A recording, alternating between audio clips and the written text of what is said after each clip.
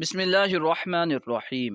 मुहतरम नाज़रीन किराम, अल्हम्दुलिल्लाहि अज़्ज़ा वजल हम अनवार शरीयत पढ़ रहे हैं। आज हम इंशाअल्लाह अज़्ज़ा वजल तरावीह का बयान पढ़ेंगे। देखिए, तरावीह का बयान, लफ्ज़ तरावीह ये तरवीहतुन की जमा है और तरवीहा कहते हैं हर 4 रकात में कुछ देर बैठकर आराम करना।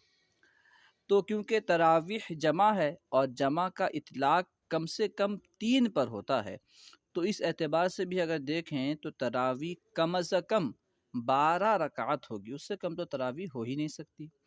और ऐसे तरावी 20 रकात है जिस पर उलमा का इत्तेफाक है। खैर, जो 8 रकात कहते हैं उनके ख़िलाफ़ लफ्ज़ तरावी ख़ुद दलील है कि तरावीह का तकाज़ा ये है कम से कम 12 रकात हो।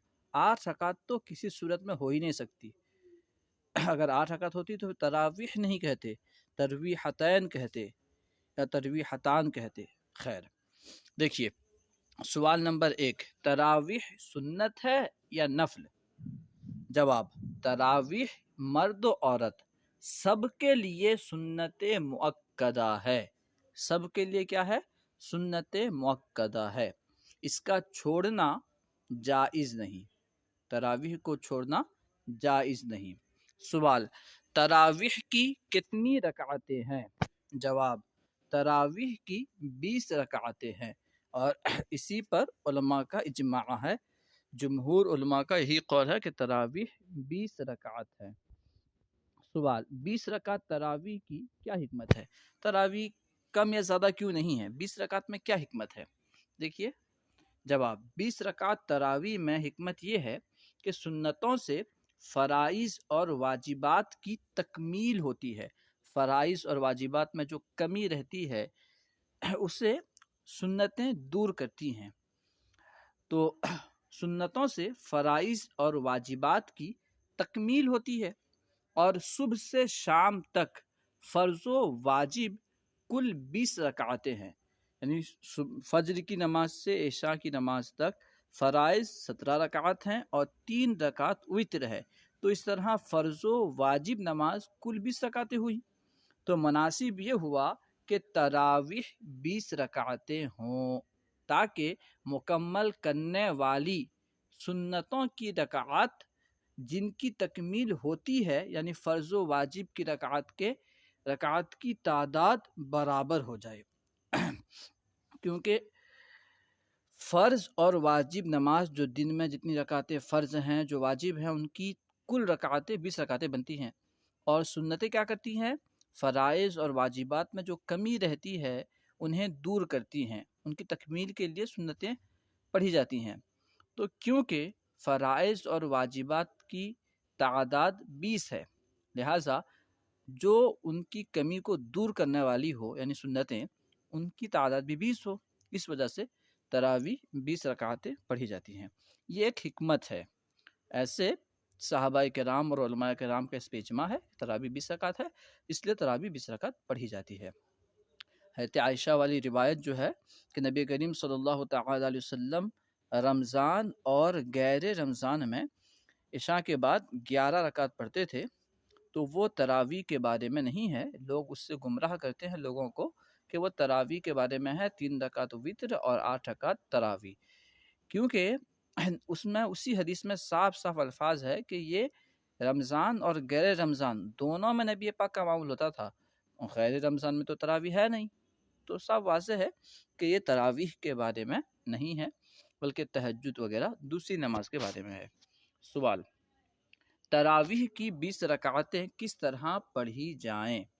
जवाब, 20 रकात 10 सलाम से पढ़ी जाएं, यानी हर 2 रकात पर सलाम फेरे, और हर तरवीहा यानी 4 रकात पर इतनी देर बैठना मुस्तहब है जितनी देर में 4 रकातें पढ़ी हैं। ये मुस्तहब है और आम तौर पर इस पर अमल नहीं होता। जहाँ पे आपका इख्तियार हो, आपका चलता हो, तो कोशिश करें इस मुस्तहब पर भी अमल हो। जितने टाइम में 4 रकात आपने पढ़ी, फिर उतने टाइम बैठ करके आराम लें, फिर आगे जो है बाकी रकातें पढ़ें। सवाल, तरावीह की नियत किस तरह की जाए? नियत कहते हैं दिल के इरादे को। दिल में नियत मौजूद है تو کافی ہے۔ عربی میں، اردو میں، اس کے علاوہ کسی بھی زبان میں آپ نیت کر سکتے ہیں۔ اپنی مادری زبان میں اگر کوئی بنگالی میں نیت کرتا ہے، اڑیے میں نیت کرتا ہے، کسی بھی زبان میں نیت کرتا ہے تو کافی ہے۔ خیر، اردو میں نیت اس طرح کریں گے، نیت کی میں نے 2 رکعت نماز سنت رسول اللہ کی، اللہ کے لیے، مقتدی اتنا ضرور اور زیادہ کرے۔ اگر مقتدی ہے تو وہ یہ بھی کہے گا پیچھے اس امام کے، نیت کی میں نے 2 رکعت نماز سنت رسول اللہ کی، اللہ تعالیٰ کے لیے، پیچھے اس امام کے، منہ میرا کعبہ شریف کے اللہ اکبر، یعنی کعبہ شریف کی طرف اللہ اکبر۔ سوال، ترویحہ میں بیٹھنے کی حالت میں چپکا بیٹھا رہے یا کچھ پڑھے؟ جو 4 رکعت میں بیٹھتے ہیں ایسے ہی چپ بیٹھا رہے یا کچھ پڑھے؟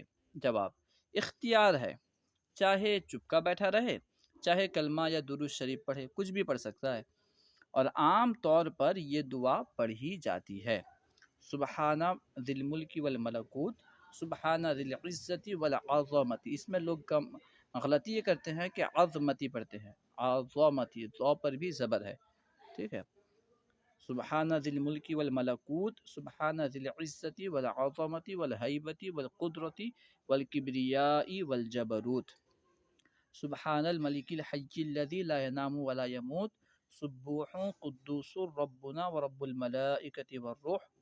اس کے بعد اس میں وہ اللہم اجرنا من النار، یہ یہاں پہ موجود نہیں ہے، اسے بھی پڑھ سکتے ہیں۔ سوال، تراویح جماعت سے پڑھنا کیسا ہے؟ جواب، تراویح جماعت سے پڑھنا سنت کفایہ ہے، یعنی اگر مسجد میں تراویح کی جماعت نہ ہوئی تو محلہ کے سبھی لوگ گناہ گار ہوں گے، اور اگر کچھ لوگوں نے مسجد میں جماعت سے پڑھ لی تو سب بری الذمہ ہو جائیں گے۔ یہ جماعت کی بات ہے، ایسے ہر ایک کو تراویح تو پڑھنی ہے، چاہے جماعت سے پڑھیں یا منفرد پڑھیں، لیکن جماعت یہ سنت کفایہ ہے۔ اگر کچھ لوگوں نے بھی جماعت سے پڑھ لی تو باقی لوگ جماعت کی وجہ سے گنہگار نہیں ہوں گے، لیکن اگر نہیں پڑھیں گے تو اس کی وجہ سے وہ گنہگار ضرور ہوں گے۔ سوال، تراویح میں قرآن مجید ختم کرنا کیسا ہے؟ جواب، پورے مہینے کی تراویح میں ایک بار قرآن مجید ختم کرنا سنت مؤکدہ ہے۔ اس میں غور کیجئے، اس میں ایک سنت ہے ہر دن مرد عورت سب کے لیے 20 رکعت تراویح پڑھنا، یہ ایک سنت ہے۔ دوسری سنت ہے کہ تراویح میں ایک بار قرآن مجید ختم کرنا، ٹھیک ہے، تو اس طرح 2 الگ الگ سنتیں ہیں۔ تو جو لوگ 5 دن، 10 دن، 3 دن، 6 دن میں تراویح پڑھ لیتے ہیں تو ان کی ایک سنت ادا ہوتی ہے کہ انہوں نے پورا قرآن سن لیا، اور اس میں بھی لوگ کیا کرتے ہیں، پورا قرآن سنتے نہیں ہیں بلکہ گھومتے رہتے ہیں، بیٹھے رہتے ہیں، اور جب امام صاحب رکوع میں جانے لگتے ہیں لوگ شامل ہوتے ہیں۔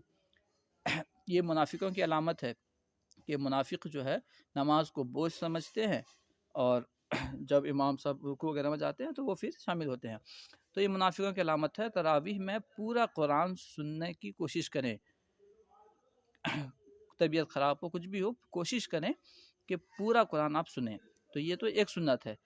تو لوگ کیا کرتے ہیں 10 دن یا 5 دن میں تراویح پڑھنے کے بعد پھر اور باقی تراویح پڑھتے ہی نہیں ہیں، تو ان کی ایک سنت ادا ہوئی، دوسری سنت جو تھی ہر دن تراویح 20 رکعت پڑھنے والی وہ ادا نہیں ہوئی، تو اس کی وجہ سے گنہگار ہوں گے۔ پورے مہینے کی تراویح میں ایک بار قرآن مجید ختم کرنا سنت مؤکدہ ہے، اور 2 بار ختم کرنا افضل، اور 3 بار ختم کرنا مزید فضیلت رکھتا ہے، بشرطے کہ مقتدیوں کو تکلیف نہ ہو۔ 3 بار ختم کرنے میں اگر مقتدیوں کو تکلیف ہو رہی ہے تو 3 بار ختم نہیں کریں گے، 2 یا 3 بار، مگر ایک بار ختم کرنے میں مقتدیوں کی تکلیف کا لحاظ نہیں کیا جائے گا۔ اگر مقتدی یہ کہیں کہ ایک بار بھی ہم نہیں سن سکتے، سورہ تراویح پڑھائیے، تو اس کا لحاظ نہیں کیا جائے گا، ختم قرآن پڑھنا چاہیے۔ سوال، بلا عذر بیٹھ کر تراویح پڑھنا کیسا ہے؟ اسے غور سے سنیں۔ عام طور پر بہت سارے لوگ چلتے پھرتے گھومتے پھرتے رہتے ہیں، مسجد آتے ہیں تراویح کے لیے تو بیٹھ جاتے ہیں۔ بلا عذر بیٹھ کر تراویح پڑھنا مکروہ ہے، بلکہ بعض فقہائے کرام کے نزدیک تو نماز ہوگی ہی نہیں، لہٰذا تراویح کھڑے ہو کر پڑھنا چاہیے۔ سوال، بعض لوگ شروع رکعت سے شریک نہیں ہوتے بلکہ جب امام رکوع میں جانے لگتا ہے تو شریک ہوتے ہیں، ان کے لیے کیا حکم ہے؟ جواب ناجائز ہے، ایسا کرنا کیا ہے؟ ناجائز ہے، ایسا ہرگز نہیں کرنا چاہیے کہ اس میں منافقین سے مشابہت پائی جاتی ہے، لہٰذا شروع رکعت سے شامل ہوں۔ امید ہے کہ آپ کو پوری بات سمجھ میں آئی ہوگی۔ اللہ تعالی ہمیں سننے سے زیادہ، سمجھنے سے زیادہ عمل کرنے کی توفیق عطا فرمائے۔ السلام علیکم ورحمۃ اللہ وبرکاتہ۔